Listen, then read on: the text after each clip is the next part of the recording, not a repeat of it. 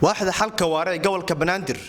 Hano Academy iyo Somali STEM Society ayaa si wada jira xarunta saaqaad ee ganacsiga hal-abuurka waxay ka bilaabeen bandhigga hal-abuurka la tacaalida COVID-19.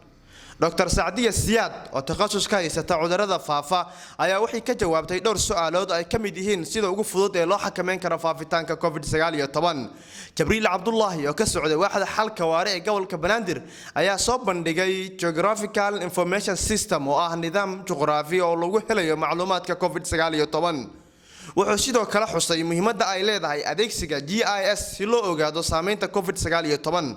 Kooxda Hano Academy waxay soo bandhigeen qalab loogu talagalay personal protective equipment oo ah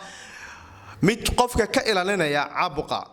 waxaana kamid ah maskrooyin ama face masks loo sameeyay qaab casri ah kuwaas oo leh 3 lakab sidoo kale maskaradan waxyaabaha ay ka kooban tahay waxa kamid ah filterka wuxuu yareeyaa halista gudbitaanka cudurka wuxuuna fududeeyaa neefsashada maskaradan ayaa la jeermis dilaa ka hor inta la package gareyn waana la dhaqi karaa dibna loo isticmaali karaa kooxda Hano Academy waxay sidoo kale soo saareen saabuun loogu talagalay in lagu meerto gacmaha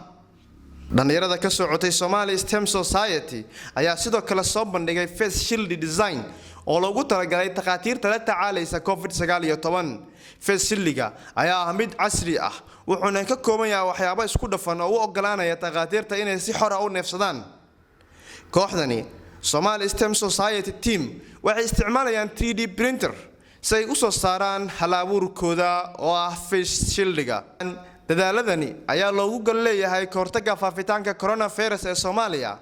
waxaan ugu baaqaynaa qof walba inuu ku soo biiro dadaalada hal-abuurka leh ee ka socda xarunta Sanqaad